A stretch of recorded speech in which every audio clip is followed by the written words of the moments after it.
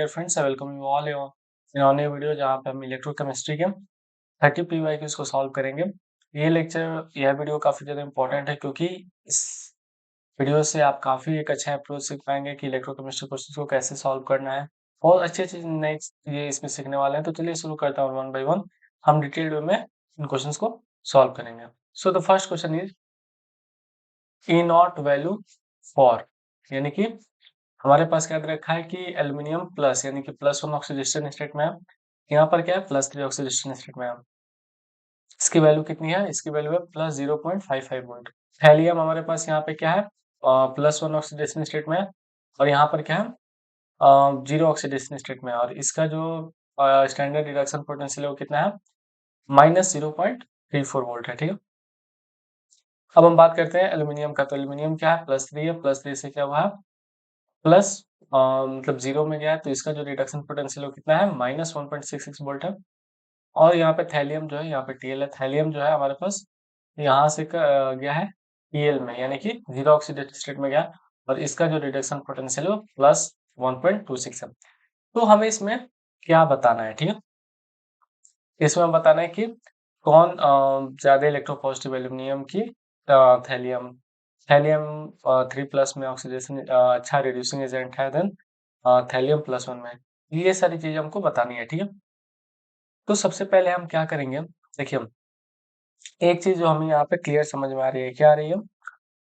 Aluminium 3+ में aluminium 0, यानी कि आयनाइज स्टेट से ग्राउंड स्टेट में जा रहा है, यानी कि न्यूट्रल स्टेट में जा रहा है।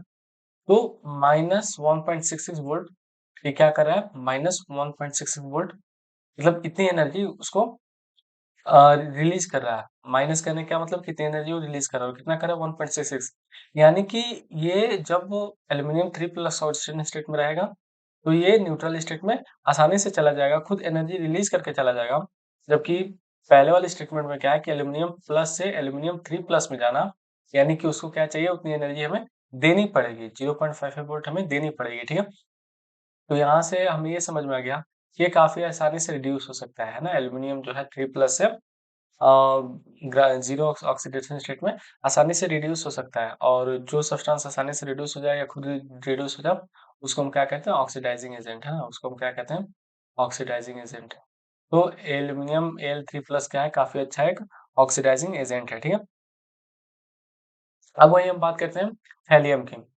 तो थैलियम यहाँ पे जो है थैलियम हमारे पास 3+ जो है और यहाँ पे थैलियम जो है ग्राउंड स्टेट में यानी कि न्यूट्रल है। यहाँ पे उसको 1.6 वोल्ट चाहिए, यानी कि हमें देनी पड़ेगी ताकि वो क्या हो जाए +3 ऑक्सीडेशन स्टेट से 0 ऑक्सीडेशन स्टेट में आ जाए। जबकि यहाँ पर क्या है, यहाँ पर वो आसानी से क्या हो जा रहा है प्लस से मतलब +1 से 0 में आ जा रहा है, यानी कि जो थैलियम है वो काफी अच्छा क्या है, वो काफी अच्छा मतलब कि इस वाले केस में है ना, यानी कि प्लस वाले में क्या है वो काफी अच्छा ऑक्सीडाइजिंग एजेंट है जो कि +1 से 0 में जा रहा है और यहाँ पे क्या है कि +3 से 0 में जा रहा है। तो जो +1 में 0 से जा रहा है यानी कितनी एनर्जी रिलीज करके जा रहा है, माइनस है, यानी कि वो खुद से एनर्जी रिलीज करके चला जाएगा। यानी कि जो Tl+ है वो Tl+ है वो काफी अच्छा ऑक्सीडाइजिंग एजेंट है। क्यों? क्योंकि काफी आसानी से रिड्यूस हो रहा है, तो काफी अच्छा ऑक्सीडाइजिंग एजेंट है। इसका मतलब क्या है कि ये काफी बुरा ऑक्सीडाइजिंग एजेंट है, तो जो काफी बुरा ऑक्सीडाइजिंग एजेंट होगा यानी कि काफी अच्छा रिड्यूसिंग एजेंट होगा, तो ये काफी अच्छा क्या है रिड्यूसिंग एजेंट हो जाएगा। तो चलिए हम क्वेश्चन को देखते हैं और देखते हैं कि कौन सा ऑप्शन हम सिलेक्ट कर पाते हैं। Aluminium is more electropositive than thallium, ये हम मतलब जज नहीं कर सकते हैं ना एल्यूमिनियम थैलियम से, क्या क्योंकि इनके बारे में तो वैल्यू नहीं दे रखी है, L+ के बारे में दे रखी है, Tl+ के बारे में दे रखी है। यहाँ पे क्या कह रहा है कि thallium 3+ is good reducing agent then thallium +1। तो ऑब्वियसली ये हमने यहाँ पे फाइंड किया है कि जो +3 ऑक्सीडेशन स्टेट में है वो काफी अच्छा रिड्यूसिंग एजेंट है एज कम्पेयर टू Tl+1, तो ये ऑप्शन हमारे पास बिल्कुल सही है। I hope you got it. यहाँ पे मतलब बेसिक हमें कंसेप्ट क्या पकड़ना है कि जो वैल्यू दे रखी हो तो ठीक है उससे तो कंपेयर करेंगे। दूसरी चीज क्या है कि कौन सा माइनस में कौन सा प्लस में, जो माइनस में है यानी कि उतनी एनर्जी वो रिलीज करेगा, यानी खुद से होगा वो खुद से होगा तो ऑब्वियसली वो उसमें जाना चाहेगा। जैसे कि एल्यूमिनियम हमारे पास यहाँ पे खुद से +3 से 0 में चला जाएगा, यहाँ पे थैलियम +1 से 0 में चला जाएगा खुद से। जबकि बाकी प्लस कहने का क्या मतलब, एनर्जी वोल्ट के आगे प्लस लिखने का मतलब उतनी एनर्जी हमें देनी पड़ेगी। तो फिर वो पॉसिबल तो फिर हमें देनी पड़ेगी, तो वो खुद से नहीं जा पाएँगे, ठीक है? तो कहीं न कहीं बेसिक फंडा यही है, तो इस हिसाब से आपका जो करेक्ट आंसर आएगा वो क्या आएगा? बी आएगा, ठीक है? तो आइए सेकंड क्वेश्चन को देखते हैं। सेकंड क्वेश्चन में हमारे पास क्या कह रहा है कि the correct value of cell potential in volt for the reaction that occurs when the following 2 half cells are connected, है ना? जब हमारे पास ये 2 सेल्स कनेक्टेड होते हैं, तो सेल पोटेंशियल कितनी होगी उसके बारे में बताना है, ठीक है? तो यहाँ पे आप देख सकते हैं, यहाँ पे दोनों का हमें क्या दे रखा है? दोनों का यानी कि यहाँ पे है Fe2+ से Fe में गया है ना? Fe2+ से Fe में गया, तो कितनी एनर्जी मतलब इसने रिलीज़ की, तो माइनस मतलब इतना वोल्ट उसने जनरेट किया, ठीक है? और Cr2O7 2 माइनस जो है, वो कितनी एनर्जी करेगा? 3 मतलब बेसिकली दोनों का स्टैंडर्ड रिडक्शन पोटेंशियल हमें दे रखा है, और कितना दे रखा है? E0 और कितना दे रखा है? वो दे रखा है प्लस 1.33 वोल्ट, ठीक है? दोनों का हमें रिडक्शन पोटेंशियल यहाँ पे दे रखा है, ठीक है? अब हम कैसे इसका एनर्जी निकालते हैं? तो हम निकालते हैं ई सेल क्या? ई cathode minus E of anode, ठीक है? इस तरह से हम क्या करते हैं कि ई स्टैंडर्ड सेल को निकालते हैं। अब हमारे पास कैथोड कितना है, तो इन दोनों में कैथोड को कितना मानेंगे? जो प्लस वाला होगा, फिर जो ज़्यादा होगा उसको हम क्या करते हैं? कैथोड मानेंगे, तो हमारे पास प्लस 1.33 है, तो प्लस 1.33 माइनस, और एनोड कितना है? माइनस 0.44, तो कितना हो जाएगा? 1.33 प्लस 0.44, तो जो हमारे पास आंसर है वो कितना आएगा? 1.77, और वो भी किसमें? पॉजिटिव में। ऑब्वियसली हमारे पास जो ऑप्शन ए है वो बिल्कुल राइट आंसर है इसके लिए, ठीक है? अब हम डिस्कस करते हैं क्वेश्चन नंबर 3। तो क्वेश्चन नंबर 3 में क्या कहा गया है कि the conductivity of centimolar solution, centimolar यानी कि 1/100 mole molar of KCl at 25 degree Celsius is, ये कितना है? इतना 0.0210 ohm per centimetre, and the resistance of the cell containing the solution at इतना इज 60 ओम।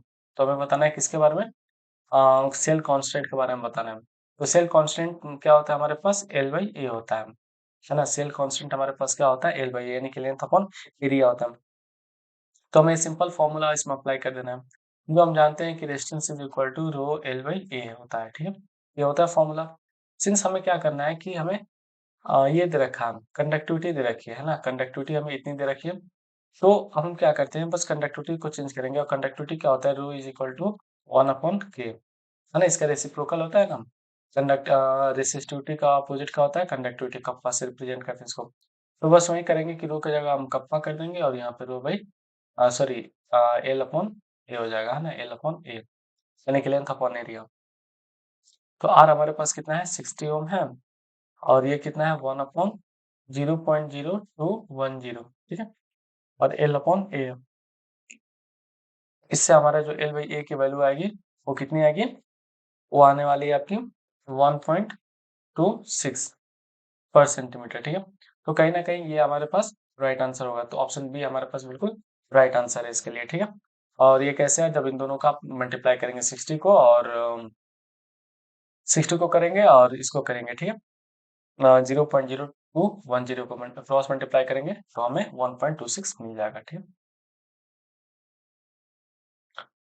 अब हम डिस्कस करते हैं क्वेश्चन नंबर 4 को। तो उसमें क्या पूछा गया है? Given below are two statement, one is labelled as assertion और दूसरा हमारे पास है क्या? रीजन। असर्शन क्या है? इन इक्वेशन क्या है? Delta r G, r capital में, delta r G is equal to minus F E not cell, और value of r G depends on n, बिल्कुल सही बात है।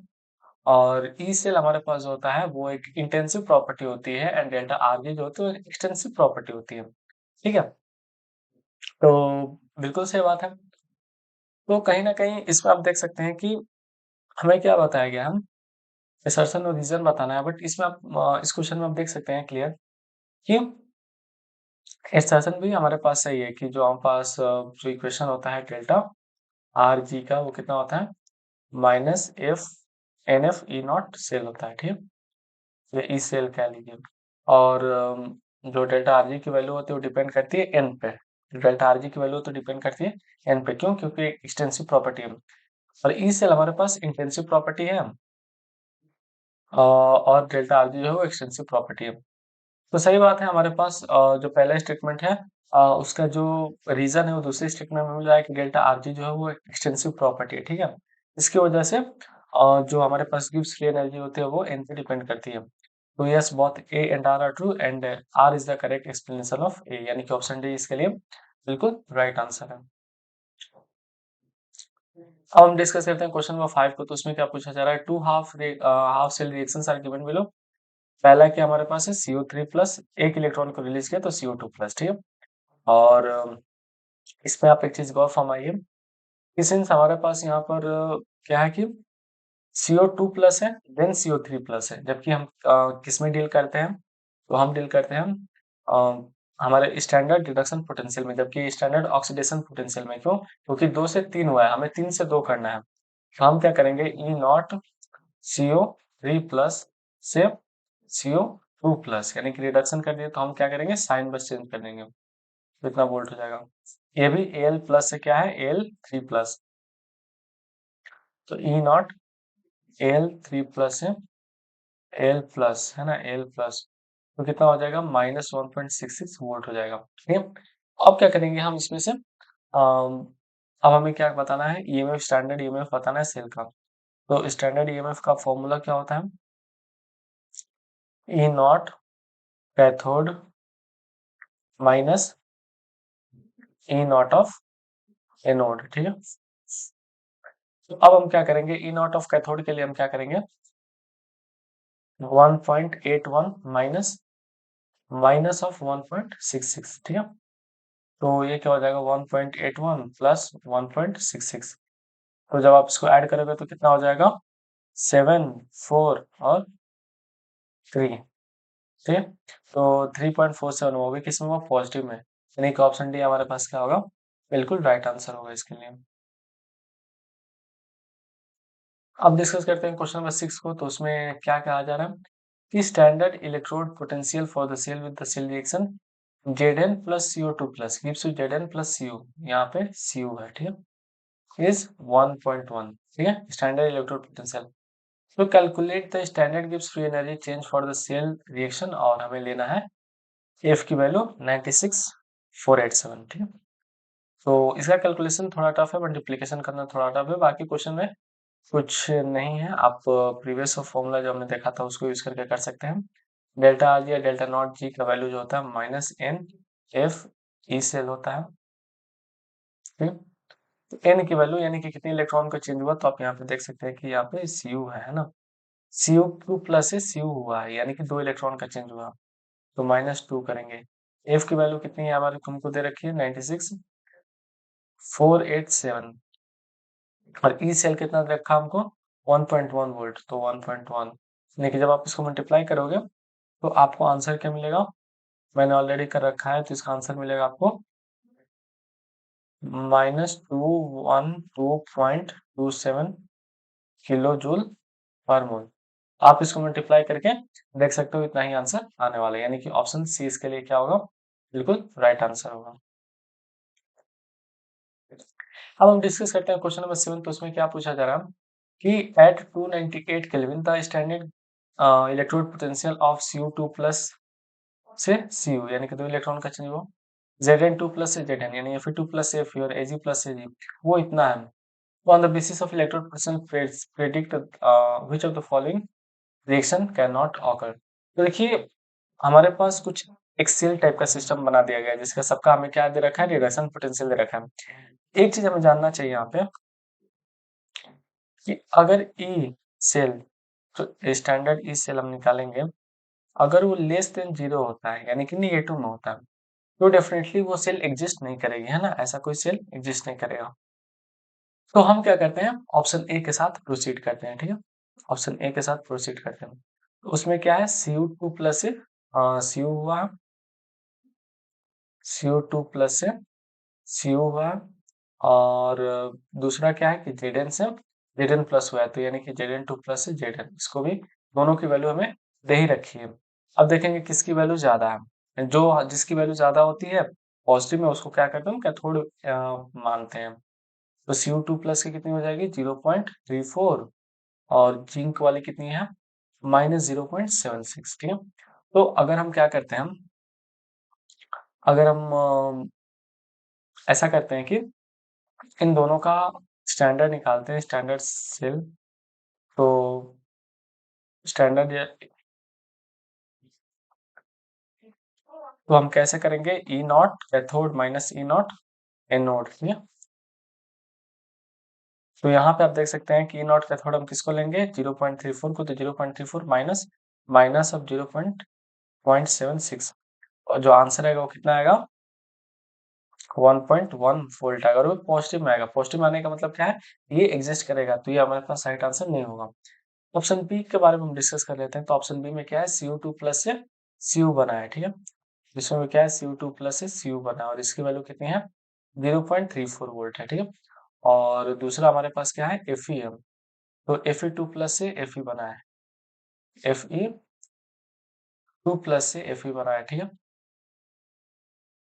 है। Fe2 प्लस से Fe बना, और इसकी वैल्यू कितनी है, तो इसकी वैल्यू है हमको 0.44 माइनस में, ठीक है। तो अब हम क्या करेंगे, अब हम इसका ई नॉट सेल निकालेंगे। तो जब इसका हम ई नॉट सेल निकालेंगे तो कितना हो जाएगा, अगर इसका स्टैंडर्ड हम निकालेंगे तो कैसे निकालेंगे, E cell is equal to 0.34 minus minus of 0.44, जो आंसर आएगा वो कितना आएगा, 0.78 वोल्ट। तो इतना पॉजिटिव आंसर आएगा, तो ये भी क्या करेगा, एग्जिस्ट करेगा। एक चीज मैं आपको यहाँ पे बताना चाहूंगा कि हम कैसे कैथोड और एनोड का सिलेक्शन करेंगे कि कौन सा कैथोड है और कौन सा एनोड है, ठीक है। तो बेसिकली अगर हम कोई भी ऑप्शन पकड़े है ना, जैसे कि इसमें पकड़ते हैं, तो इसमें क्या है, Cu2 प्लस है, ठीक है। और यहाँ पे जिंक है, और यहाँ पे जिंक 2 प्लस में है, और यहाँ पे क्या है, Cu है। तो आप देख सकते हैं कि Cu क्या हुआ है, Cu रिड्यूस हुआ है, ठीक है। तो Cu यहाँ पे रिड्यूस हुआ है, रिडक्शन हुआ है उसका, तो इसको हम मानेंगे कैथोड, ठीक है। जिसका रिडक्शन होता है उसको कैथोड मानते हैं, और इसका ऑक्सीडेशन हुआ है तो इसको मानेंगे एनोड, ठीक है। उसी तरह से ये भी एग्जिस्ट कर गया, ये भी एग्जिस्ट कर गया, तो क्या किए, जब हम कैथोड माइनस एनोड किए तो ऑप्शन राइट इसका क्या है, डी है, जिसमें कि अब हमारे पास क्या है कि Cu2 प्लस से Cu बनेगा, है ना। Cu2 प्लस से Cu 0 बनेगा, यानी कि इसका भी क्या होगा, इसका भी रिडक्शन होगा, और यहाँ पे इसका क्या होगा, Ag से Ag प्लस बनेगा, यानी कि इसका क्या होगा, ऑक्सीडेशन होगा। तो इस कंडीशन में हम क्या करेंगे कि Cu को हम मानेंगे कैथोड,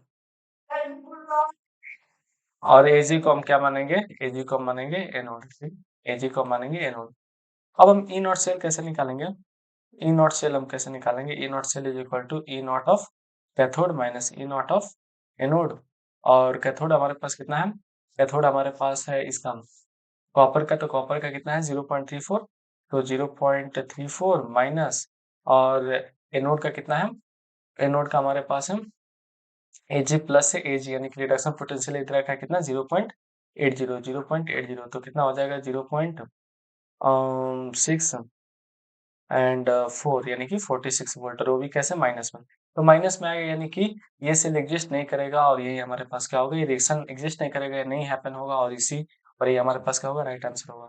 बेसिकली इस क्वेश्चन को देने का मतलब सेट करने का मेरा ये उद्देश्य था कि मैं आपको समझा सकूं कि किसको एनोड लेना है, किसको कैथोड लेना है। तो आपको पता लग गया कि जिसका रिडक्शन होता है उसको कैथोड लेते हैं, जिसका ऑक्सीडेशन होता है उसको हम एनोड कंसीडर करते हैं। और ई सेल कैसे निकालते हैं, तो E naught of cathode minus E naught of anode. और अगर जो पॉजिटिव वैल्यू आती है तो सेल एग्जिस्ट करेगा, अगर नहीं आती है तो सेल जो है एग्जिस्ट नहीं करेगा, ठीक है।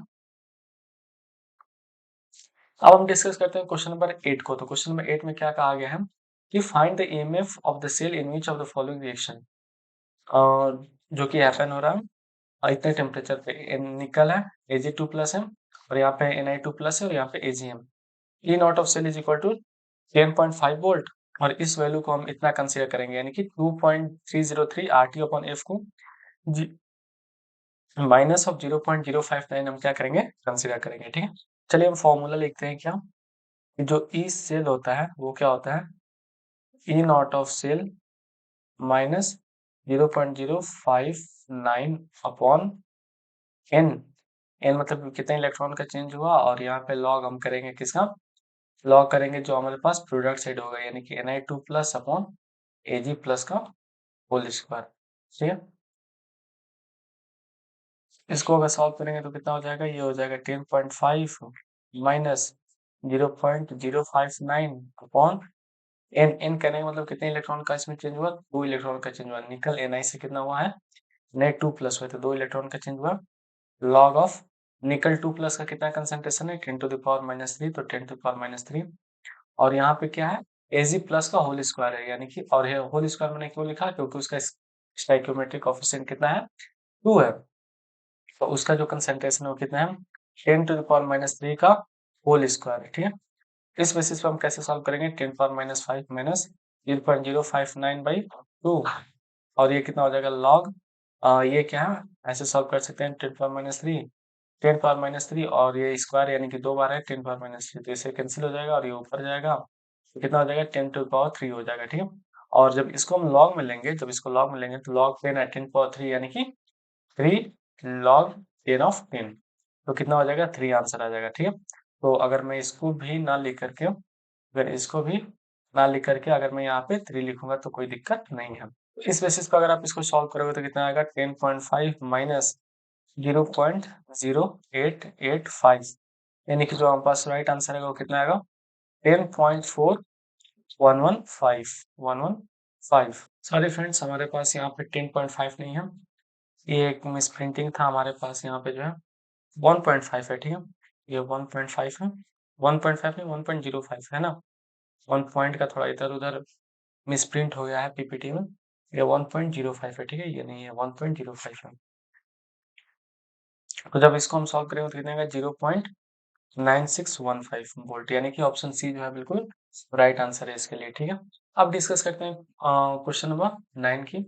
इसमें क्या कहा गया है कि molar conductance of NaCl HCl CH3COONM at infinite elution कितना है 26.45 426.16 91 ये 3 वैल्यू दे रखे हैं तीनों की। अब हमें किसकी मोलर कंडक्टेंस निकालनी है, CH3COOH की। यहाँ पे कोलॉस लॉ को हम क्या करेंगे, वो रूल की हेल्प से हम क्या करेंगे, इसको फाइंड आउट करेंगे। तो लिमिटिंग मोलर कंडक्टिविटी जो है किसकी, CH3COOH की, वो कितनी हो जाएगी, लिमिटिंग मोलर कंडक्टिविटी ऑफ क्या। अब देखिए हम कुछ ऐसा इस तरह से ऐड करें ना इसमें, इन तीनों में कि हमें क्या हो जाए, CH3COOH मिल जाए। तो सबसे पहले मैं क्या करूँगा, CH3COONA को किसके साथ ऐड करूँगा, मैं ऐड करूँगा HCl के साथ, ठीक है। Limiting molar conductivity of HCl और इसमें से माइनस कर दूंगा किसको, limiting molar conductivity of NaCl so that कि ये Na और ये Cl क्या हो जाए, निकल जाए और हमको मिले क्या रिमेनिंग CH3COOH, ठीक है। तो अब इसकी हेल्प से हम क्या करेंगे, बस वैल्यू पुट करेंगे और हमारे पास आंसर निकल के आ जाएगा। तो CH3COOH की वैल्यू कितनी है 91, तो हम कर लेते हैं कि 91 प्लस HCl की वैल्यू कितनी है 426.16 और NaCl की कितनी है 126.45। तो जब आप इसको सॉल्व करेंगे तो राइट आंसर हमें जो मिलने वाला है वो कितना है 390.71 390.71 यानी कि ऑप्शन सी जो है बिल्कुल राइट आंसर है इसके लिए, ठीक है। अब हम डिस्कस करते हैं क्वेश्चन नंबर 10 को। तो उसमें क्या पूछा गया है, उसमें ये पूछा गया है कि on electrolysis of dilute sulfuric acid using platinum electrode the product obtained at anode will be। तो जो प्रोडक्ट एनोड पर ऑब्टेन होगा वो कितना होगा, ठीक है, जब हम डाइल्यूट सल्फ्यूरिक एसिड को उसका इलेक्ट्रोलाइसिस कराएंगे तो यूजिंग प्लेटिनम वायर। तो एक चीज हमें समझना है यहाँ पे, क्या चीज कि H2SO4 जो है वो H प्लस रिलीज करेगा और जो H प्लस होगा, जो H प्लस होगा हमसे किस पे पूछा है, एनोड पे पूछा है। अभी हम कैथोड पे देख लेते हैं कि कैथोड पे क्या सीन बनेगा। तो कैथोड पे क्या होगा, H प्लस जो है एक इलेक्ट्रॉन लेगा और हमारे पास क्या बनाएगा H बनाएगा, ठीक है। और ऐसे ही दो H क्या करेंगे, दो इलेक्ट्रॉन्स को एक्सेप्ट करेंगे और H2 बनाएंगे। तो H2 गैस रिलीज हो रहा होगा किधर, कैथोड के ऊपर। नोड पे क्या कंडीशन हो रही होगी, तो हमने डाइल्यूट सल्फ्यूरिक एसिड लिया यानी कि उसके अंदर क्या होगा, डेफिनेटली वाटर होगा ही एनोड पे। एनोड पे क्या होगा, हमारे पास क्या होगा, वाटर होगा।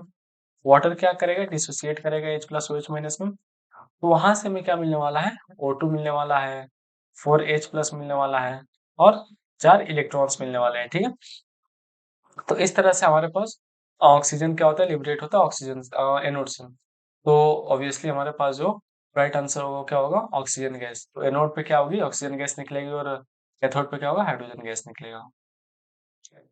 अब डिस्कस करते हैं क्वेश्चन नंबर 11 को। तो उसमें क्या पूछा जा रहा है, the number of faradays required to produce 20 gram of calcium from molten CaCl2 atomic gas. और कैल्शियम की जो एटॉमिक मास दे रखी है 40 दे रखी है, ठीक है? तो कितने फेराडे हमें रिक्वायर होंगे 20 ग्राम ऑफ कैल्शियम को प्रोड्यूस कराने में फ्रॉम मोल्टेन CaCl2, ठीक है? इसको करने का सबसे आसान तरीका है, मतलब मैं आपके साथ डिस्कस करूंगा यहाँ पे, कि आप फेराडे का फर्स्ट लॉ निकालो, है ना? फर्स्ट लॉ में सिंपल एक स्टेटमेंट होता है, उसको आपको याद रखना है क्या, वो फॉर्मूला आपको काफी ज्यादा हेल्प करेगा, n into n factor, n into n factor. और एन फैक्टर हमारे पास क्या है, एन फैक्टर हमको आपको पता ही है, जैसे एसिड में कितने H प्लस निकाल रहा है, बीच में कितने OH माइनस एक्सेप्ट कर रहा है, और अगर सॉल्ट है तो कितने इलेक्ट्रॉन्स का इंटरचेंज हो रहा है, तो वो हमारे पास एन फैक्टर उसके हेल्प से निकालता है। और एन हमारे पास क्या है, नंबर ऑफ मोल्स है। और उसके बाद हम क्या लिखेंगे, I इंटू टी, और I हमारे पास क्या है, एम्पियर यानी कि करंट है, टी कितने टाइम तक गया, और एफ यानी कि फैराडे से हमने डिवाइड कर दिया। अगर ये सिंपल फॉर्मूला आप क्या करते हो, ये सिंपल फॉर्मूला आप याद करते हो तो डेफिनेटली आपको काफी ज्यादा हेल्प करने वाली है, ठीक है? तो वही है, काफी ज्यादा इंपॉर्टेंट ये चीज है, तो आपको ये पता होना चाहिए, ठीक है? अब हम क्या करते हैं, इसी के हेल्प से हम क्या करेंगे, इसको निकालेंगे। एन कहने का क्या मतलब है कि कितने नंबर ऑफ मोल्स है, तो देखिए 20 ग्राम हमको दे रखा है, यानी कि नंबर ऑफ मोल कितना हो जाएगा, 20/40 यानी कि 0.5। तो 0.5 मोल है। एन फैक्टर कहने का मतलब कि CaCl2 यानी कि इसमें Ca क्या है, +2 ऑक्सीडेशन में, +2 से कहाँ जाएगा ये, 0 में जाएगा। तो बेसिकली क्या हुआ, कितने आयंस इससे लूज करेंगे, 2। तो एन फैक्टर क्या हो जाएगा, 2, तो हम 2 कर देंगे।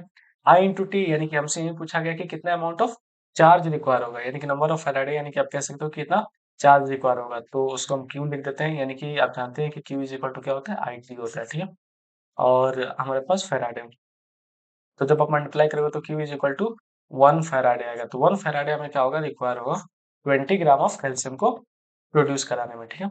अब हम करते हैं फॉर सेल इन्वॉल्विंग 1 इलेक्ट्रॉन, यानी कि ई नॉट ऑफ सेल 0.59, यहाँ पर सेल 298 केल्विन पे, तो जो इक्विलिब्रियम कांस्टेंट है for the cell reaction is वो कितना है, ठीक है? तो उसके बारे में हमें क्या करना है, उसके बारे में हमें यहाँ पे पता करना है, ठीक है? तो आप देख सकते हो हम कौन सा फॉर्मूला यूज करेंगे, हम यूज करेंगे वही E cell is equal to E naught of cell minus 0.059 upon n, और यहाँ पे हम क्या लिखेंगे, लॉग ऑफ लॉग की, या फिर जो हमें समझ में लॉग क्यू, जो हम मतलब लिख सकते हैं, ठीक है? तो सिंस हमारे पास क्या पूछा गया, इक्विलिब्रियम कांस्टेंट पूछा गया, तो के हम निकालेंगे, ठीक है? तो अब एक चीज हमें समझना है यहाँ पे कि जब इक्विलिब्रियम होता है, ई सेल की वैल्यू जो होती है वो कितनी हो जाती है, 0 हो जाती है। ई सेल की वैल्यू कितनी हो जाएगी, 0। और ई नॉट सेल लिखेंगे -0.059 अपॉन एन, और यहाँ पे हम लिखेंगे लॉग के, और के क्या है, इक्विलिब्रियम कांस्टेंट है, ठीक है? अब अगर इसको हम सॉल्व करेंगे तो कितना हो जाएगा, इसको हम सॉल्व करेंगे तो हो जाएगा हमारे पास E cell E not cell is equal to 0.059 upon n log के, और ई नॉट सेल हमारे पास कितना है, 0.05, sorry 0.59, 0.59 is equal to 0.059 by n. N कहने का क्या मतलब कि कितने इलेक्ट्रॉन से क्या करेगा, लूज करेगा। तो एक इलेक्ट्रॉन का है ना कि इन्वॉल्विंग 1 इलेक्ट्रॉन, यानी कि एक ही इलेक्ट्रॉन है, और लॉग के, तो यहाँ से अब इसको करेंगे तो 10 आ जाएगा, यानी कि लॉग के की वैल्यू कितनी है, 10 है, यानी के की वैल्यू कितनी हो जाएगी, 10 to the power 10 हो जाएगी, ठीक है? तो 10 to the power 10 किसमें, ऑप्शन बी में, तो ऑप्शन बी हमारे पास क्या होगा, बिल्कुल सही जवाब होगा। इक्विलिब्रियम कांस्टेंट इस रिएक्शन के लिए कितना हो जाएगा, 10 to the power 10 हो जाएगा, ठीक है? आप डिस्कस करते हैं क्वेश्चन नंबर 13 को। तो क्वेश्चन नंबर 13 में क्या कहा गया है कि for the cell reaction Fe3+, ठीक है, +2i gives you Fe2 plus I2, ठीक है, ये कहा गया। ई सेल जो है हमारे पास, ई नॉट सेल वो इतना है, तो हमें गिब्स फ्री एनर्जी बतानी है। तो गिब्स फ्री एनर्जी के लिए आप क्या कर सकते हो, गिब्स फ्री एनर्जी के लिए आप कर सकते हो -NF E naught of cell, ठीक है? तो n कितना है, कितने इलेक्ट्रॉन्स का इसमें चेंज हुआ है? तो जैसा कि हमें दिख रहा है यहाँ पे कि Fe 3 plus Fe 2 plus E है, यानी कि 1 इलेक्ट्रॉन का चेंज हुआ, बट इसके आगे 2 से मल्टीप्लाई यानी कि 2 इलेक्ट्रॉन्स का चेंज हुआ, तो 2 इंटू F की वैल्यू कितनी है 96,500 इंटू ई नॉट सेल यानी कि 0.24। तो यहाँ से जो हमें आंसर मिलेगा वो कितना मिलेगा, माइनस ऑफ 46.32 किलो जूल, यानी कि ऑप्शन सी जो होगा इसके लिए बिल्कुल सही जवाब होने वाला है। ठीक है, अब हम बात करते हैं क्वेश्चन नंबर 14 की। तो उसमें क्या कहा गया है कि zinc can be coated on iron to produce galvanised iron but the reverse is not possible. क्यों? तो देखिए बेसिकली इसमें क्या है, अगर हम बात करें जिंक की स्टैंडर्ड इलेक्ट्रोड पोटेंशियल की, तो वो कितनी होती है, जिंक Z2 प्लस से Zn, तो इसकी वैल्यू होती है -0.76 वोल्ट। और आयरन की कितनी होती है, ए नॉट Fe2 प्लस से Fe, तो कितना होता है -0.44 वोल्ट। तो बेसिकली हमें इसमें क्या समझना है कि जिंक को कोटेड किया जा सकता है गैल्वेनाइज्ड आयरन को प्रोड्यूस कराने में, लेकिन रिवर्स पॉसिबल नहीं है। रिवर्स इसलिए पॉसिबल नहीं है क्योंकि जिंक का जो नेगेटिव इलेक्ट्रोड पोटेंशियल है, जिंक का जो नेगेटिव इलेक्ट्रोड पोटेंशियल है वो ज्यादा है, नेगेटिव इलेक्ट्रोड पोटेंशियल ज्यादा है इससे आयरन से, जिसकी वजह से क्या करेगा, जिसकी वजह से क्या होगा कि रिवर्स रिएक्शन जो होगी पॉसिबल नहीं होगी। अगर रिएक्शन पॉसिबल होती तो डेफिनेटली क्या होता, सेल का फॉर्मेशन होता, और सेल का फॉर्मेशन होता तो गैल्वेनाइज्ड जिंक भी प्रोड्यूस हो जाता आयरन से। बट सिंस हमारे पास ऐसा नहीं है, क्यों? क्योंकि जो जिंक का नेगेटिव रिडक्शन पोटेंशियल है यानी कि 0.76, वो क्या है, ज्यादा है एज कम्पेयर टू आयरन। ठीक है, यानी कि ऑप्शन डी इसके लिए क्या है, बिल्कुल सही आंसर है। अब डिस्कस करते हैं क्वेश्चन नंबर 15 की। तो उसमें क्या पूछा गया कि the number of electrons delivered at the cathode during electrolysis by a current of 1 ampere current in 60 seconds is, कितना होगा? तो देखिए हमसे पूछा गया कि कैथोड पर नंबर ऑफ इलेक्ट्रॉन्स कितने डिलीवर्ड होंगे जब इलेक्ट्रोलाइसिस होगा, और कितने का, 1 एम्पीयर का 60 सेकंड्स में। तो बेसिकली हम चार्ज निकालेंगे, चार्ज क्या होगा, चार्ज होगा हमारे पास 1 एम्पीयर और 60 सेकंड में, यानी कि 60 कूलाम का चार्ज जो है वो प्रोड्यूस होगा। 60 कूलाम का जो चार्ज है वो क्या होगा, प्रोड्यूस होगा। 60 कूलाम का चार्ज प्रोड्यूस होने का मतलब क्या है कि 1 कूलाम चार्ज कितने के इक्वल होता है, ये तो 1 कूलाम चार्ज होता है वो 1/1.6 इंटू 10 टू पावर माइनस 19, इतने इलेक्ट्रॉन्स का क्या होता है, इतने इलेक्ट्रॉन्स के चार्ज के बराबर होता है। ठीक है, तो अब क्या होगा कि जब 60 कूलाम होंगे तो 60 कूलाम में क्या हो जाएगा कि 60 इंटू 1/1.6, और 1.6 इंटू 10 पावर माइनस 19 क्या, एक इलेक्ट्रॉन का क्या चार्ज है। ठीक है, बेसिकली। और कूलाम को डिफाइन ही कैसे करते हैं कि एक इलेक्ट्रॉन की जो चार्ज होती है वैसे उसको हम क्या करते हैं, डिफाइन करते हैं। तो 60 कूलाम कहने का क्या मतलब कि 1.6 इंटू 10 पावर माइनस 19। जब आप इसको सॉल्व करोगे तो आपको क्या मिलेगा, 3.75 इंटू 10 टू द पावर 20, यानी कि ये जितने भी है ये क्या है, ऊपर है ना, ये सुपर स्क्रिप्ट 20, और यहाँ पे क्या है 20 ऊपर है, और यहाँ पे क्या है 23, यानी कि ऑप्शन सी हमारे पास क्या है, बिल्कुल सही जवाब है। अब हम डिस्कस करते हैं क्वेश्चन नंबर 16 की। तो उसमें क्या कहा गया है कि during the electrolysis of molten sodium chloride the times required to produce 0.1 mole of chlorine gas using a current of 3 ampere, तो कितना होगा? ठीक है, सो बेसिकली इसको हम सॉल्व करते हैं तो उसी फॉर्मूले से सॉल्व करेंगे जो इसको हम थोड़ी देर पहले आपको बताया था, क्या, n into n factor is equal to I into T upon F. इस फॉर्मूले की हेल्प से आपको कितना भी कॉम्प्लिकेटेड इस तरह का क्वेश्चन हो फैराडे का, तो आप उसको सॉल्व कर सकते हैं। ठीक है, हमसे क्या कर रहा है कि कितना मोल, तो 0.1, तो 0.1 मोल कर दिया। एन फैक्टर कितना होगा, आप ध्यान दीजिए, सोडियम क्लोराइड है। ठीक है, और हमें क्या बताना है, हमें क्लोरीन गैस निकालनी है। तो क्लोरीन गैस क्या होती है, क्लोरीन प्रोड्यूस करते हैं तो Cl बनता है, बट हमें Cl2 जब Cl2 रिलीज होता है ना, तो 2 इलेक्ट्रॉन चाहिए, यानी कि 2 इलेक्ट्रॉन का बेसिकली यहाँ पे क्या होगा, चेंज होगा। तो एन फैक्टर क्या हो जाएगा, 2 हो जाएगा। आप अगर गड़बड़ करेंगे इस क्वेश्चन में तो डेफिनेटली करेंगे एन फैक्टर में, तो वो अगर आपने कैलकुलेट सही से निकाल लिया तो पूरा क्वेश्चन में कुछ नहीं रखा। फिर हमें आई और टी पता करना है, तो ठीक है, तो आई हमारे पास क्या है 3 है, और टी के बारे में तो हमें पता नहीं क्योंकि टी तो हमें निकालना है, और फैराडे हमारे पास कितना है 96,500। तो जब आप इसको सॉल्व करेंगे तो आपको क्या मिलेगा, 96,500 into 2 into 0.1 upon v is equal to T. और जो पास टाइम आएगा वो कितना आएगा, तो हमारा जो अप्रॉक्स आंसर आएगा वो ऑलमोस्ट कितना आएगा, वो आएगा 107 मिनट के अराउंड, जो कि इसमें जो है 110 मिनट भी कह सकते हैं इस ऑप्शन के अकॉर्डिंग। तो हमारे पास ऑप्शन बी जो होगा बिल्कुल सही जवाब होगा, ठीक है। अब हम डिस्कस करते हैं क्वेश्चन नंबर 17 की। तो उसमें क्या कहा गया है कि if the E not cell for a given reaction has a negative value, okay, then which of the following gives the correct relationship for the value of G naught and K equivalent. तो एक बात basically आप समझिए इधर कि हमसे क्या कहा गया है कि हमें बताना है डेल्टा जी नॉट। क्या होगा अगर हमारे पास ई नॉट सेल जो है अगर वो निगेटिव वैल्यू होता है, ई नॉट सेल अगर हमारे पास क्या होता है, नेगेटिव वैल्यू होता है, तो क्या होगा, तो सिंस आपको पता है कि डेल्टा आर जी जो होता है हमारे पास वो क्या होता है, minus n F E not cell होता है कि नहीं होता। एन तो कभी नेगेटिव हो नहीं सकता, फेराडे फेराडे ही है। तो कहीं ना कहीं अगर ई नॉट हमारे पास नेगेटिव हो गया तो दोनों ये नेगेटिव और ये नेगेटिव मिलकर पॉजिटिव हो जाएंगे, यानी कि डेल्टा आर जी की जो वैल्यू है वो तो कितनी हो गई, पॉजिटिव हो गई। तो पॉजिटिव कहने का मतलब ये और ये ऑप्शन तो क्या हो गए, ये और ये ऑप्शन कैंसिल हो गए, ठीक है। अब हम बात करते हैं के इक्विवेलेंट की, तो वो कितना होगा। तो इक्विलिब्रियम के टाइम पे जो हमारे पास ई नॉट सेल होता है, हमारे पास हमारे पास जो ई नॉट सेल होता है वो कितना होता है, ई नॉट सेल जो होता है वो होता है 0.059 अपॉन एन, और यहाँ पे हम करते हैं लॉग के। और सिंस हम हमारे पास क्या है, ई नॉट की वैल्यू निगेटिव आ रखी है ना, ई नॉट की वैल्यू निगेटिव आ रखी है। तो निगेटिव आ रखी है इसका मतलब कि ये तो निगेटिव होगा नहीं, यानी कि लॉग के की वैल्यू निगेटिव होगी। और लॉग की वैल्यू निगेटिव कब होती है, यानी कि जब हमारे पास क्या होती है, वैल्यू 1 से छोटी होती है। अगर वैल्यू हमारे पास क्या हो 1 से छोटी होती है लॉग के अंदर, तो उसका जो लॉग के का वैल्यू होता है वो क्या होता है, निगेटिव होता है। तो ऑब्वियसली हमारे पास जो ऑप्शन ए है बिल्कुल राइट आंसर है इसके लिए, ठीक है। अब डिस्कस करते हैं क्वेश्चन नंबर 18। तो उसमें क्या कहा गया है कि aqua solution of which of the following compound is the best conductor of electric current.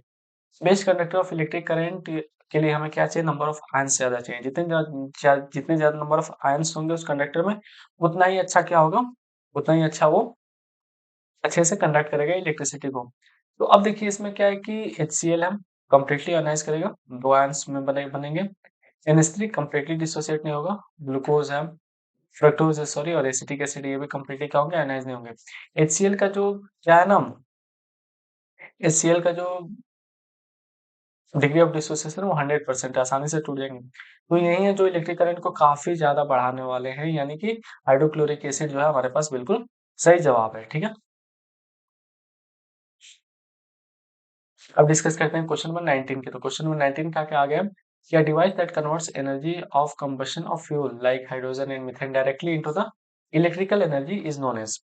तो वह डिवाइस जो क्या करती है कि फ्यूल के कंबशन को कन्वर्ट करती है किसमें, इलेक्ट्रिकल एनर्जी में, तो उसको हम कहते हैं फ्यूल सेल। फ्यूल सेल क्या करती है ना, कि जो भी फ्यूल होते हैं जैसे कि हाइड्रोजन हो गया, मीथेन हो गया, इनको क्या करती है, इलेक्ट्रिकल एनर्जी में कन्वर्ट करती है। तो ऑब्वियसली हमारे पास जो है ऑप्शन सी बिल्कुल सही जवाब है। अब डिस्कस करते हैं क्वेश्चन नंबर 20। तो क्वेश्चन नंबर 20 में क्या कहा गया है, the weight of silver displaced by a quantity of electricity which displaces इतना ml of oxygen at STP is. तो इसमें क्या होगा ना कि हमें क्या करना है कि ऑक्सीजन को भी रिलेट करना है और सिल्वर को भी रिलेट करना है। इसमें आप देखेंगे सिल्वर भी है, इस इधर ऑक्सीजन भी है। तो डेफिनेटली क्या होगा, हमें फैराडे का सेकेंड लॉ को यूज करना पड़ेगा, ठीक है। फैराडे के सेकेंड लॉ को ही यूज करेंगे। अब कैसे करेंगे, तो उसको हम समझते हैं। जैसे हम जैसे इसमें क्या करते हैं कि n इंटू एन फैक्टर, ठीक है, is equal to I into T upon F करते हैं। ओके, पहले ही रूल से क्या हुआ है, दूसरा वाला रूल डिराइव हुआ है। तो बेसिकली इलेक्ट्रिसिटी तो दोनों में कांस्टेंट होती है और एफ की वैल्यू दोनों में कांस्टेंट होती है, तो ये तो दोनों में सेम रहता है। अब घुमा फिरा के बात आ जाती है हमारे पास n इंटू एन फैक्टर में, कि ये कितना होने वाला है, ठीक है। तो यही दोनों में क्या होना है, इक्वेट करेंगे, ठीक है, कि number of moles of silver into number of moles of sorry NF n factor of silver is equal to number of moles of oxygen into n factor of oxygen, ठीक है। तो अब क्या होगा हमारे पास सिल्वर का जो नंबर ऑफ मोल है वही तो हमें निकालना है, कि वेट ऑफ सिल्वर कितना होगा वो नहीं पता, तो उसको x कर देते हैं। और उसका जो वेट आता है ना, वो 108 होता है, ठीक है। एन फैक्टर सिल्वर का क्या होगा कि एजी प्लस से एजी बनेगा, यानी कि 1 हो जाएगा, ठीक है। अब हम बात करते हैं number of moles of oxygen, तो कितना हो जाएगा 5600 ml हो जाएगा, और 22400 ml इतना हमारे पास क्या हो जाएगा, ये मोल हो जाएगा, ठीक है। ml में अगर हम चेंज करेंगे तो एक्चुअली 22.4 लीटर होता है, बट हम ml में चेंज करेंगे तो कितना हो जाएगा 22,400, ठीक है। और एन फैक्टर की जो वैल्यू है, एन फैक्टर की जो वैल्यू है वो कितनी हो जाएगी, एन फैक्टर की वैल्यू हो जाएगी हमारी कितनी। अब ऐसे समझिए कि ऑक्सीजन जो होता है वो 2 ऑक्सीजन क्या करता है, एक्सेप्ट करता है, मतलब रिलीज करता है। ऑक्सीजन जो होता है वो क्या करता है, 2 इलेक्ट्रॉन्स को रिलीज करता है, तो O2 माइनस बनता है। सिंस हमारे पास 2 ऑक्सीजन है तो क्या करेंगे, 4 ऑक्सीजन ही लिबरेट करेंगे, तो इनका जो इन फैक्टर की वैल्यू होगी वो कितनी हो जाएगी, 4 हो जाएगी। तो यहाँ से अगर हम कैंसिल करेंगे तो ये 4 टाइम्स आएगा, और इससे क्या हो जाएगा, कैंसिल हो जाएगा। यानी एक्स की वैल्यू कितनी हो जाएगी, 108 ग्राम हो जाएगी। यानी कि हम 108 ग्राम क्या कर सकते हैं, हम इतना ही वेट ऑफ सिल्वर जो होगा वो प्रोड्यूस होने वाला है, ठीक है। अब हम बात करते हैं क्वेश्चन नंबर 21 की, जिसमें क्या पूछा गया है कि how many gram of cobalt metal will be deposited when a solution of cobalt chloride is electrolysed with a current of 10 ampere for 109 minutes, ठीक है। तो इसको हमें सॉल्व करना है, ठीक है। तो करते हैं, ठीक है। वही वाला फॉर्मूला हम इसमें अप्लाई करेंगे, कौन सा वाला कि n into n factor is equal to I T by F, ठीक है। तो नंबर ऑफ मोल्स निकाल लेते हैं, तो नंबर ऑफ मोल्स कितने हो जाएंगे इसमें, तो वही नहीं पता कि how many grams of cobalt, तो ठीक है एक्स लिख देते हैं, और उसका मोलर मास कितना लिख देते हैं, 59 लिख सकते हैं, ठीक है 59। एन फैक्टर क्या होगा, तो कोबाल्ट 2 से क्या है, कोबाल्ट 2 से वो जीरो में जाएगा, ठीक है। तो एन फैक्टर कितना का हो जाएगा, 2, कहने के 2 इलेक्ट्रॉन चेंज होंगे। आई इंटू टी कितना हो जाएगा, तो आई हमारे पास कितना है 10 एम्पियर है, तो 10 हो जाएगा। उसको स्टैंडर्ड में लिखना है, टाइम क्या है मिनट में है, तो हमें क्या करना है, इसको सेकंड में लिखना है। तो 109 इंटू 16 तो क्या हो जाएगा, सेकंड में हो जाएगा। तो यहाँ पे 96500 होगा ही। तो इस तरह से जो एक्स की वैल्यू आप कैलकुलेट करेंगे तो फाइनली आपको कितना मिलने वाली है, ऑलमोस्ट आपको 20 के अराउंड मिलने वाली है, यानी कि 20 हमारे पास क्या होगा, बिल्कुल सही जवाब होगा इस क्वेश्चन के लिए, ठीक है।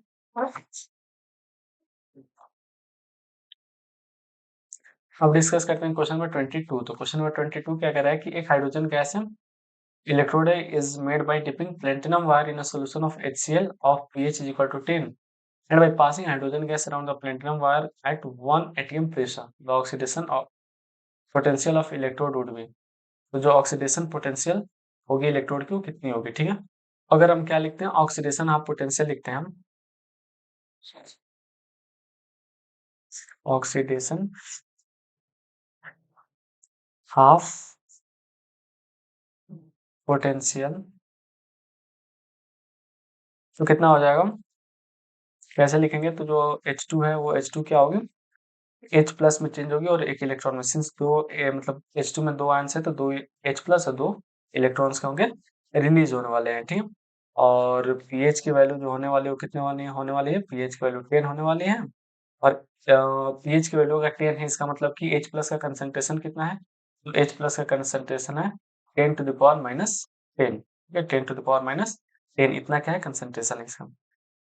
तो हम क्या करते हैं, अब हम ई सेल करेंगे, E cell is equal to E naught of cell minus 0.0591 upon 2 log of H plus का होल स्क्वायर अपॉन H2। और ये H2 जो है उसका हम क्या लिखेंगे, इस H2 का प्रेशर लिखेंगे कि कितना है, हमारे पास क्या है, ये H2 कंसंट्रेशन है, और तो इसको कंसंट्रेशन में लिखेंगे कि कितना है इसके पास, कितना मोलर कंसंट्रेशन, और ये H2 जो है वो एटीएम प्रेशर में, तो कितना एटीएम प्रेशर है उसको लिखेंगे, ठीक है। तो इसको कह देते हैं हम कि प्रेशर ऑफ H2, ठीक है। तो सिंस हमारे पास इधर क्या हो जाएगा, इधर इस सेल की वैल्यू 0 हो जाएगी, ठीक है। इस सेल की वैल्यू कितनी हो जाएगी, 0 हो जाएगी। तो हमारे पास जो इस सेल हो जाएगा वो कितना हो जाएगा, minus of 0.059 upon 2 log of, और हमारे पास H प्लस की वैल्यू कितनी है 10 पावर माइनस 10, और सिंस हमारे पास यहाँ पे 2 है तो क्या क्या होगा, ये स्क्वायर हो जाएगा, और यहाँ पे 1 क्योंकि 1 एटीएम प्रेशर यहाँ पे डिस्कस किया गया है, ठीक है। तो जब इसको सॉल्व करेंगे तो कितना हो जाएगा, फाइनल आंसर हमें जो निकल के आएगा वो कितना हो जाएगा, आप अगर सॉल्व करेंगे तो माइनस 0.059/2 और ये क्या हो जाएगा log of 10 to the power minus 20, ठीक है, log of 10 to the power minus 20। और सिंस हमारे पास क्या है यहाँ पे बेस में भी 10 है, तो जब सॉल्व करेंगे log 10 और 10 to the power minus 20 तो क्या हो जाएगा -20 बाहर आ जाएगा और log 10 of 10 और log 10 of 10 कितना हो जाएगा 1 हो जाएगा तो -20, ठीक है। तो बेसिकली आंसर कितना हो जाएगा 0.059 इंटू बाई 2 इंटू 10 पर -20, तो इस तरह से देखा हो जाएगा, ये कैंसिल हो जाएगा और फाइनल आंसर हमारे पास जो आएगा वो कितना आएगा 0.059, यानी कि ऑप्शन डी जो होगा बिल्कुल सही जवाब होगा इस क्वेश्चन के लिए। अब डिस्कस करते हैं क्वेश्चन नंबर 23। तो उसमें क्या कहा गया है कि लिमिटिंग मोलर कंडक्टिविटी हमें निकालनी है NH4 OH के बारे में, ठीक है। लिमिटिंग मोलर कंडक्टिविटी निकालनी, तो ठीक है, लिमिटिंग मोलर कंडक्टिविटी वैसे निकालेंगे फॉर लॉस लॉ से, तो कैसे, अगर हमारे पास NH4 OH है तो हम देखेंगे कि इसका फॉर्मेशन कैसे कर सकते हैं। सबसे पहले हमें चाहिए क्या, NH4Cl चाहिए, NH4Cl ले लिए। इसमें क्या करेंगे, अगर हम ऐड किए NaOH, ठीक है, NaOH ऐड किए और फिर क्या कर दिए, ये Na और ये Cl को हटा दिए, तो जो बचेगा क्या NH4OH बचेगा और NH4OH ही हमारे पास क्या है रिक्वायर्ड है। तो basically limiting molar conductivity of NH4OH is equal to limiting molar conductivity of NH4Cl plus limiting molar conductivity of NaOH minus limiting molar conductivity of NaCl। तो ये हमारे पास होने वाला है, यानी कि ऑप्शन डी जो है बिल्कुल सही जवाब है इस क्वेश्चन के लिए। अब डिस्कस करते हैं क्वेश्चन नंबर 24। तो उसमें क्या कहा गया है कि standard electrode potential of 3 metals, और वो 3 मेटल्स कौन कौन से हैं, एक्स वाई और जेड, वो कितना है -1.2 वोल्ट, 0.5 वोल्ट और -3.0 वोल्ट। तो रिड्यूसिंग पावर इन मेटल्स का वो कितना हो जाएगा। तो अगर हम बात करें रिड्यूसिंग पावर के ऑर्डर का, तो देखिए जो हमारे पास सीरीज है इलेक्ट्रोकेमिकल सीरीज, अगर वो किस फॉर्मेट में हो, अगर वो उन सबकी वैल्यू जो है वो स्टैंडर्ड स्टैंडर्ड रिडक्शन पोटेंशियल के वैल्यू में हो, है ना, स्टैंडर्ड रिडक्शन पोटेंशियल के टर्म में हो, तो हम क्या करेंगे, तो जो सबसे टॉप की वैल्यू होती हैं वो जनरली माइनस में होती हैं, और सबसे टॉप पे क्या होता है आपको पता है कि लिथियम होता है, तो वो सबसे टॉप पे होती है माइनस में होती है, और जो जितनी ऊपर होती है उनका रिडक्शन पोटेंशियल उतना ही क्या होता है कम होता है, यानी कि काफी ज्यादा वो रिड्यूसिंग नेचर की होती हैं। तो जो ऊपर की होती है वो हाई रिड्यूसिंग नेचर की होती हैं, हाई रिड्यूसिंग नेचर की होती हैं, हाई रिड्यूसिंग नेचर की होती हैं, मोर रिड्यूसिंग नेचर कह सकते हैं। और जैसे जैसे नीचे आते हैं, तो जो नीचे नीचे के एलिमेंट्स होते हैं जैसे जैसे नीचे आएंगे वैसे वैसे क्या होगा कि मोर ऑक्सीडाइजिंग नेचर की चीजें आपको मिलेंगी, मोर ऑक्सीडाइजिंग नेचर मिलेगा, है ना, मोर ऑक्सीडाइजिंग नेचर मिलेगा। तो बेसिकली हमारे पास तीन है, एक्स वाई और जेड। एक्स से कितना है 1.2 वोल्ट है, वाई की कितना है, वाई का है +0.5 वोल्ट, और जेड का कितना है तो -3.0 वोल्ट है, ठीक है। तो अब क्या हुआ, अब हमारे पास जिसका जितना कम होगा, जैसे एक्स का काफी कम है स्टैंडर्ड रिडक्शन पोटेंशियल, यानी कि काफी स्ट्रॉन्ग रिड्यूसिंग पावर होगा, तो एक्स का सबसे ज्यादा रिड्यूसिंग पावर होगा। देन किसका होगा, देन होगा हमारे पास जेड का, ना देन हमारे पास जेड का होगा, क्योंकि इसकी भी क्या है निगेटिव वैल्यू है, तो उसके बाद जेड का होगा, और जेड के बाद किसका होगा, सॉरी सॉरी, यहाँ पर हमारे पास ये है कि निगेटिव में सबसे ज्यादा किसका है, तो निगेटिव में सबसे ज्यादा है इसका, मतलब ऐसे आता है कि बीच में जीरो होता है और इधर से निगेटिव में बढ़ता जाता है और इधर से क्या होता है पॉजिटिव में बढ़ता जाता है, ठीक है, जैसे कि आपके नॉर्मल स्केल में भी होता है, ठीक है, नंबर लाइन सिस्टम में भी होता है। तो उसी तरह से -3.0 वोल्ट जो है, यानी कि निगेटिव में सबसे ज्यादा है, यानी कि इसका रेडिएशन पावर जो है वो काफी ज्यादा है, तो जेड का सबसे ज्यादा होगा, देन एक्स का होगा जो उससे कम है, और सबसे कम किसका होगा वाई का, क्योंकि ये क्या है पॉजिटिव में है, ठीक है, यानी कि ये रिड्यूसिंग से ज्यादा ऑक्सीडाइजिंग पावर को होल्ड किए हुए हैं, यानी कि ऑप्शन सी जो है वो होगा इसके लिए बिल्कुल सही जवाब होगा। अब हम डिस्कस करते हैं क्वेश्चन नंबर 25 की। तो उसमें क्या कहा गया है कि अम, जो स्टैंडर्ड इलेक्ट्रोड पोटेंशियल है for SN4+ to SN2+ couple इस कितना है 0.15 वोल्ट है, और जो Cr3+ से Cr है कपल का उसका कितना है -0.74 वोल्ट है।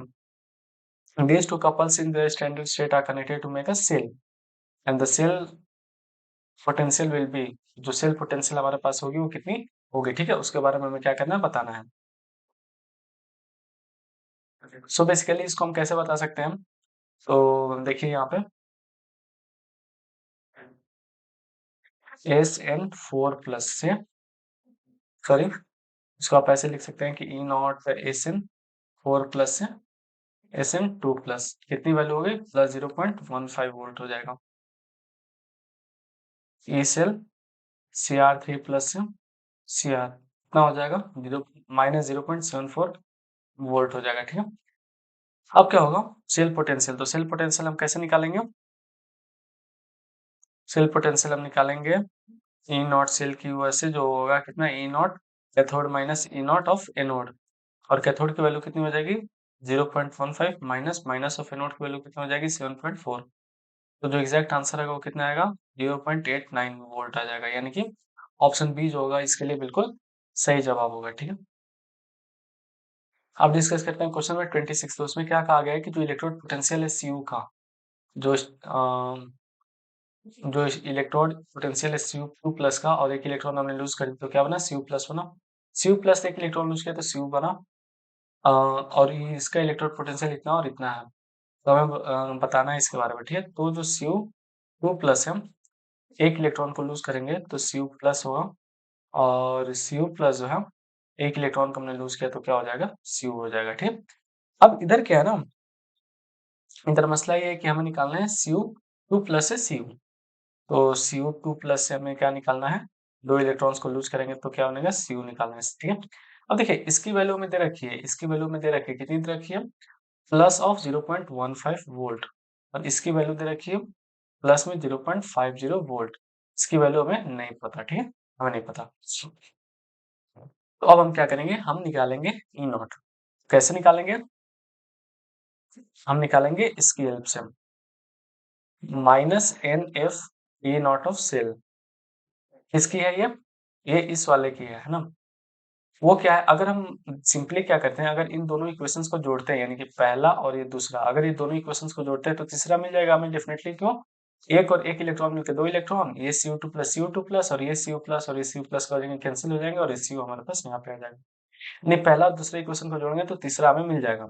तो वही हम कह सकते हैं कि अगर, तो पहले वाले की यानी तीसरे वाले की जो है जो गिब्स फ्री एनर्जी है वो किसके सम के इक्वल होगी, पहले वाले के प्लस दूसरे वाले के। अच्छा, हम ऐसा नहीं कर सकते कि ई सेल को ही डायरेक्ट हम जोड़ करके निकाल दें, तो हम ऐसा नहीं कर सकते, क्यों, क्योंकि जो ई सेल है ना वो इंटेंसिव प्रॉपर्टी है, और इंटेंसिव प्रॉपर्टी का ऐसा डायरेक्ट समेशन हम नहीं कर सकते, है ना, क्योंकि वो जो होती है वो वैल्यू फिक्स होती है, तो हमें उसको एक्सटेंसिव बना के ही सॉल्व करना पड़ेगा, तो एक्सटेंसिव बना ली हम, और एक्सटेंसिव हमारे पास क्या गिब्स फ्री एनर्जी है, तो -NF ई नॉट सेल, ये किसके लिए है, ये पहले वाले के लिए, और -NF E naught of cell, और ये किसके लिए, दूसरे वाले के लिए, दूसरे वाले रिएक्शन के लिए। तो तीसरे वाला जो रिएक्शन है, इधर क्या है, n की वैल्यू कितनी है 2 है, तो हमने 2 लिख दिया, F तीनों में कॉमन है तो F क्या हो जाएगा, कैंसिल हो जाएगा, इसका ई नॉट सेल हमें नहीं पता, ठीक है, इसका ई नॉट जो सेल है हमें नहीं पता, इज इक्वल टू माइनस, ये पहले वाले के लिए, पहले वाले में एक इलेक्ट्रॉन का चेंज है तो हम क्या लिखेंगे 1 इंटू ई सेल, और ई सेल इसका कितना है, ई सेल इसका है 0.15, कितना है 0.15, ठीक है, माइनस 1 इंटू, और इसका ई सेल कितना है 0.5, 0.5, तो इस तरह से हम निकालेंगे तो इस सेल की वैल्यू जो है वो कितनी आ जाएगी, 0.65 डिवाइडेड बाई 2, यानी कि 0.325 वोल्ट आ जाएगा, यानी कि ऑप्शन बी जो होगा वो इसके लिए बिल्कुल सही जवाब होगा। क्वेश्चन नंबर 27 को हम डिस्कस करते हैं, तो उसमें क्या हो जाएगा, विच of the following expression correctly represent the equivalent conductance eight infinite dilution, यानी कि Al2SO4 थ्राइस। तो अगर हम इसको सॉल्व करते हैं तो दो तरह से हम निकालते हैं, एक होता है हमारे पास इक्विवेलेंट, एक होता है हमारे पास मोलर। अगर हम इक्विवेलेंट निकालते हैं तो उसमें डायरेक्ट हम क्या करते हैं कि कोई भी कंपाउंड हो उसमें हम उसके स्टोइकियोमेट्रिक कोएफिशिएंट को नेग्लेक्ट करते हैं, है ना, क्योंकि वो इक्विवेलेंट के अंदर आ जाता है अपने आप।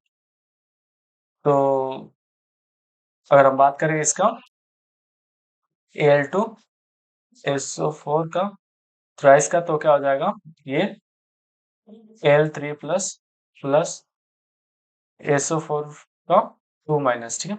नॉर्मल क्या करेंगे, अगर हमारे पास इक्विवेलेंट है तो नॉर्मल इसका क्या हो जाएगा, ऐसे एडिशन हो जाएगा। अगर हमको मोलर कहता है तो डेफिनेटली क्या करते हैं, Al2 के आगे हम 2 से मल्टीप्लाई करते हैं और SO3 के आगे हम क्या करते हैं, 3 से मल्टीप्लाई करते हैं। बट सिंस हमारे पास इक्विवेलेंट का है तो हम इन दोनों को नेग्लेक्ट करेंगे, क्योंकि इक्विवेलेंट के अंदर वो सब आ जाएंगे।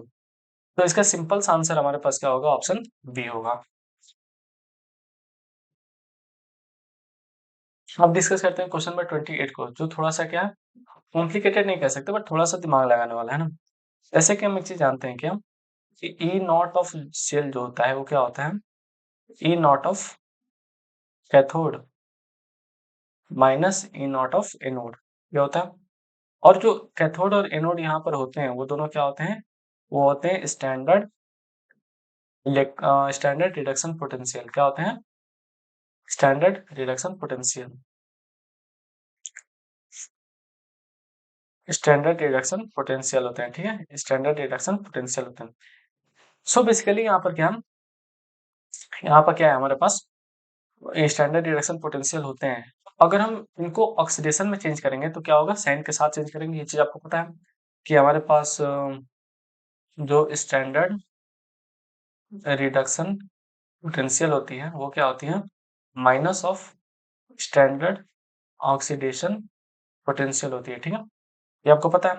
तो स्टैंडर्ड रिडक्शन पोटेंशियल जो हमारे पास होती है उसको हम सॉल्व करते हैं। तो EMF of the cell is equal to oxidation potential of anode minus reduction potential of cathode. तो बिल्कुल गलत है ना भाई, स्टैंडर्ड ऑक्सीडेशन मतलब ऑक्सीडेशन पोटेंशियल ऑफ एनोड, तो यहाँ पे क्या हो जाएगा, E naught of anode, E naught of anode, क्यों, ऑक्सीडेशन कह दिया ये तो माइनस साइन हट जाएगा, तो क्या हो जाएगा, E naught of anode minus reduction potential of cathode, reduction हम ऐसे ही लिखेंगे, ई नॉट ऑफ कैथोड। ये तो ठीक उल्टा बोला है ना, तो ये तो नहीं हो सकता।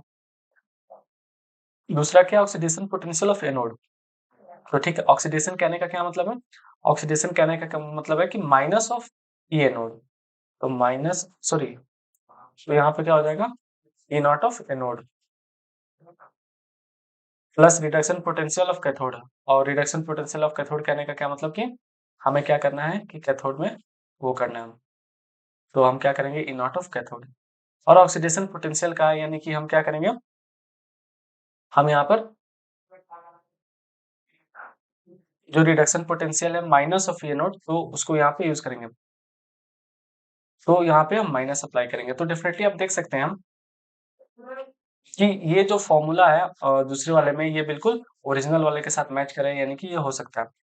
मतलब मैं बेसिकली आपको ये समझाना चाहता हूँ कि ऑक्सीडेशन पोटेंशियल ऑफ एनोड कहा है, ऑक्सीडेशन पोटेंशियल ऑफ एनोड का है, इसका मतलब क्या हुआ कि रिडक्शन पोटेंशियल ऑफ एनोड जो उसके साथ माइनस, इसके साथ आप एग्री है, यानी कि oxidation potential of anode is equal to minus of reduction potential of anode. तो ठीक है, हमने minus of reduction potential of anode लिख दिया, तो माइनस ऑफ एनोड लिख दिया, और प्लस में क्या है, reduction potential of anode cathode, तो प्लस में रिडक्शन पोटेंशियल ऑफ कैथोड हमने लिख दिया, यानी कि ये मैच करेगा, बिल्कुल सही है। रिडक्शन पोटेंशियल ऑफ एनोड यानी कि E naught of anode, reduction potential में आ जाएगा, plus reduction potential of cathode E naught of cathode, तो ये नहीं होगा ना, क्योंकि एनोड के सामने तो माइनस चाहिए, तो ये नहीं होगा। 4 वाले के साथ अगर हम करें तो ऑक्सीडेशन पोटेंशियल ऑफ एनोड, तो ऑक्सीडेशन पोटेंशियल ऑफ एनोड कहने का मतलब कि माइनस ऑफ क्या होगा, minus of E naught anode, और फिर क्या हो जाएगा माइनस, और ऑक्सीडेशन पोटेंशियल ऑफ कैथोड यानी कि जो हमारे पास यहाँ पे ई कैथोड है इसके आगे हम क्या करेंगे, माइनस लगा देंगे, तो माइनस ऑफ ई कैथोड। तो जब इसको आप सॉल्व करोगे तो क्या हो जाएगा, minus E of anode plus E of cathode.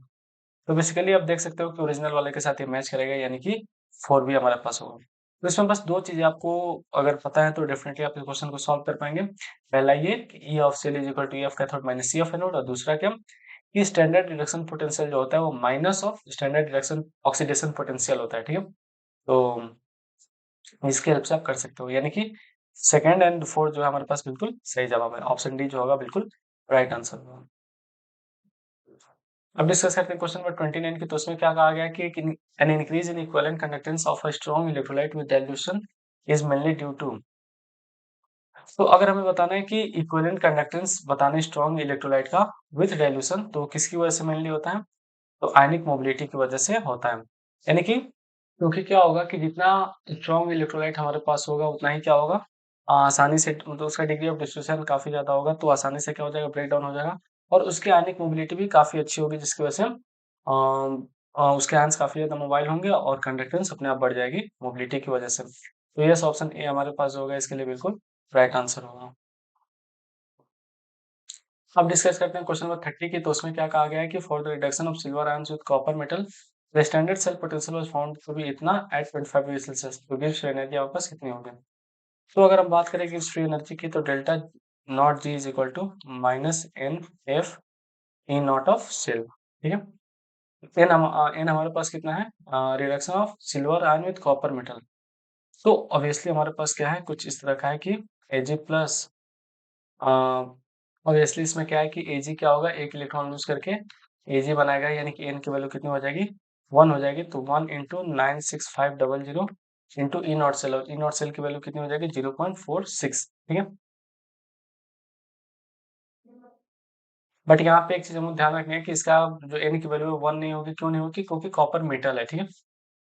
तो सिंपल सी बात है कि जो रिडक्शन होता है कॉपर आयन का, तो अगर यहाँ पे क्या है कि एजी प्लस है और सीयू है, तो यहाँ पे क्या हो जाएगा, सीयू2 प्लस होगा प्लस एजी होगा, यानी कि 2 इलेक्ट्रॉन्स का, अगर यहाँ पे सीयू है तो क्या हो रहा है, 2 इलेक्ट्रॉन का चेंज हो रहा है, तो हम यहाँ पे क्या करेंगे, 1 से नहीं 2 से मल्टीप्लाई करेंगे, ठीक है। तो जो फाइनल आंसर आएगा हमारे पास अप्रॉक्स वो कितना आएगा, वो आएगा around minus of 89.0 kilo joule आएगा, ठीक है।